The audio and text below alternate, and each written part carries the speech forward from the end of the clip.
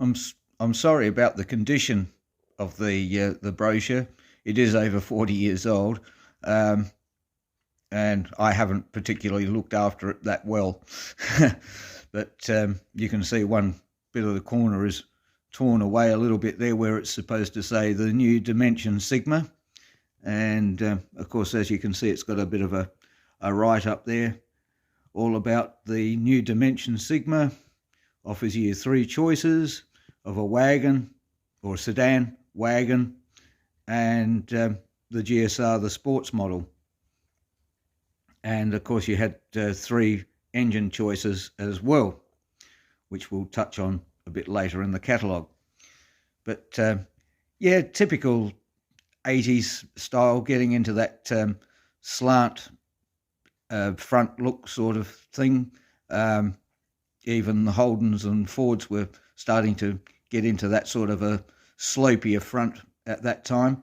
And these Sigmas actually had a little bit more room than the 2 previous models, in that they dropped the floor by, I think it was about 1 or 2 inches, just to give a little bit more height, or leg room and height, in the Sigma car. So these were a little bit more spacious. The model after this, they actually raised the roof, and to give it a bit more head height as well. So they had a lowered floor and a raised height. But in this one here, they only dropped the floor by, like I said, I think it was about 1 or 2 inches, just to give that little bit more space. And on the next page here, we see the one word that's being used quite a lot, which is the new dimension. So it's got new dimension in interior room. So they talk all about their reshape and sound absorbing stuff and whatever else. There you can have a bit of a read about that. Their new styling. And of course this was a bit of a radical shape away from the square one that they had previous. And before that they had the one with the rounder headlights. So they went from the round to the square, more square headlights, and then they went to this more slopier front look, getting into that triangular type of shaping. But it's a style I quite like, actually, probably because I sort of grew up around it and liked it very much. And we'll have a bit more of a read there. And then, of course, it goes on to more bits and pieces there, dimension in luxury with the upholstery and whatever. I must say, I think they were a very, very nicely appointed car, and a very comfortable car, actually, believe it or not, for the size of them. And that picture just shows the one headlight with part of SIG showing. And then down here we've got some little drawings about the shape of the car and the interior room and how passengers sit inside of it there. And the new suspension, where they shifted it back slightly to give a bit more room in the rear. And of course then we move on to the aerodynamics of it. And of course this is just depicting the sedan there, and it shows where if you want air from outside, ventilation system, and how air flows around in the cabin of the car. And now we move on to the new Dimension Sigma SE. And the SEs at that time were the top of the range. I believe it was Sigma was the base model, then you went to GL, and then you went to SE. And these, looks like they all came with the 2.6, which was the largest 4 at that time. And of course it goes into creature comforts and personal lamps and all those other bits and pieces. And as you can see, very nice, like a velour-y cloth trim in there. Very hard to clean, but very, very comfortable. Actually, I must say, they were a very, very comfortable car to sit in. despite their size. And I do like the colour coding that they used in these. I think you could get different ones, but most of them were either the brown and cream sort of colours, very 80s sort of styling as well, but I still love it very much. And now we move on to more interior stuff, and new ventilation system which allows warm air to be mixed with incoming cooler air and all the rest of it. Of course, you could get air conditioning, but it did take a lot away from the power plant, so a lot of people didn't have it, and so it was a mixture of fans and air and whatever else. But yeah, still, nevertheless, they were all right. And now we'll have a look at the dashboard, which is a fairly big photograph, and one that I don't mind the style of these. I think that's where Mitsubishi had it over most of the others. They had very, very nice controls on them. They mightn't have been the most robust, but they certainly were very, very nice and well appointed.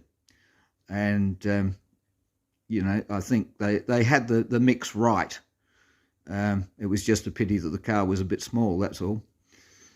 And as you can see, if you had a digital clock in the top there, you had a rev counter on the side. But if you didn't have that, if you didn't have the digital clock, they used to put an analog clock where the rev meter was. So you either had it or you didn't. And down here we show the heating and cooling controls, and all done by slide switches and that. Probably not the most robust, but they certainly did the job and worked very, very well. And the 3-speed fan controller, so you had very low, medium and high. And of course, back in those days, you had the obligatory cigarette lighter with a ashtray just to the right hand or left hand side, I should say. And then of course these cars didn't actually come with a cup holder, but one good thing about them back in this model Sigma, I think they probably had them in all of the Sigmas too, the actual door of the glove box, which was quite a good sized glove box actually, could actually be folded down to a flat position, and had little recesses there that you could put a cup or can or something like that. So you could almost have like a picnic table and have a picnic inside your Sigma. But yeah, I do like the style of that. It's very, very nice. And of course now we move on to the new dimension Sigma GL and Sigma. So the Sigma, of course, being the very, very basic model, and then of course the GL, which got a few more bits and pieces than what the base model got. And we'll have a bit of a read there. And of course they mention the Astron motor again. That was Mitsubishi's real party piece, that was, in everything, even up until the Magna, when they were putting in a slightly larger 2.6, they were still trading or, making a big deal out of their motor more than anything else. And there's what I was talking about before. I think you can just see the analog clock. So if you didn't have a rev counter, you had an analog clock. But still, I still think it was one of the nicest layouts of those days. And of course that's the Sigma GL with its little side protectors on there. And if you got the base model, that was one of the things that you didn't get, was the side protectors. and down here showing a 4-speed manual gear shift. You could also get these in overdrive as well, so you could get a 5th gear one too, but this one's just showing the 4-speed. And now we move on to the new Dimension Sigma GSR, which was their sports model. The one that you'll see in a minute, you can have a bit of a read here. The one that they're showing here is a slightly yellowy one. The ones that I've mainly saw were the red ones, and I just love them.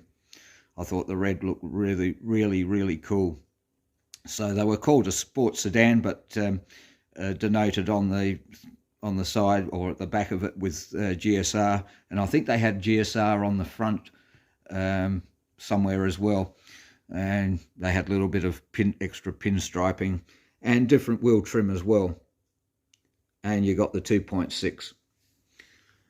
And up here we'll have a bit of a look at the sports steering wheel that came with the GSR, which I thought looked very, very cool as well.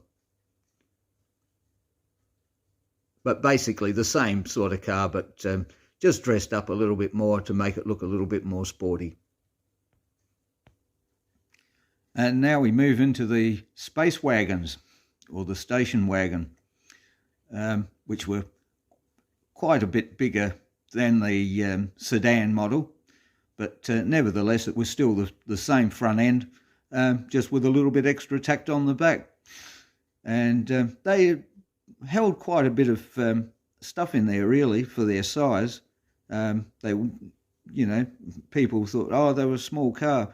Yes, they were a small car, but it was amazing what you could actually fit inside of them. So I'll let you have a bit of a read of that, and then we move over to what the Sigma wagon looked like. This one I think is showing an SE model. It's a 2 litre by the looks of it. If I go in, yes, it's a 2 litre, and it's got slightly different wheel trim over the GL, and of course slightly different again to what the GSR Sports one had. But yeah, not a what would you say? Not an outstanding looking car, but I thought they looked quite nice for their time. And now we move on to the Sigma GL and Sigma. So these were the two lower class models of wagon. As you can see, the Sigma GL, which this one is, got the same wheel trim as the base model Sigma, but without the side protectors on them on the base model. And yeah, I quite like the GL and the SE, but I've got a bit of a soft spot for the GL because my father had one, so I do sort of remember these ones very well. And yeah, thought it was a very, very nice car. And as I said before, Mitsubishi's party piece was always the Astron engine, which they made a big song and dance about all the time. For some reason, they seem to go more on the engine than the build or the quality of the car. They were always pushing that Astron motor, so you can have a bit of a read around on that. And of course, the Astron came in either a 2 litre or a 2.6. And as I said, they used these for many years, right up until the last of the Magnas, which was the TPs. And I think they even put some in the first model of the TR. I'm not too sure about that. Can't quite remember, but yeah, they certainly were had a longevity motor, or got a lot of longevity out of them. And of course, over the time, they refined them and made them a bit more powerful with fuel injection and slightly bored it out a bit more to give it a little bit more. And but yeah, they were fairly big, a very big 4-cylinder motor for their time. So that's the basics of the Astron engine. Well, this brings us to the end of this particular brochure for the GJ series from 1982 of Mitsubishi. And hope you guys have enjoyed it. If you have, please don't forget to like and subscribe, and also leave a comment or two. Be always interested to find out what people thought of these cars, or if you've ever seen one before. I think you must admit, they were quite a nice looking little car. And don't forget to also check out my mate's channel, Everything Cars. He's got a great little channel going there, so don't forget to give him a check out as well. So I'll say once again, thanks for watching, guys, and I hope you've enjoyed or enjoying what I'm putting on here. And with that, we'll catch you in the next one. Cheers for now, guys, and take care.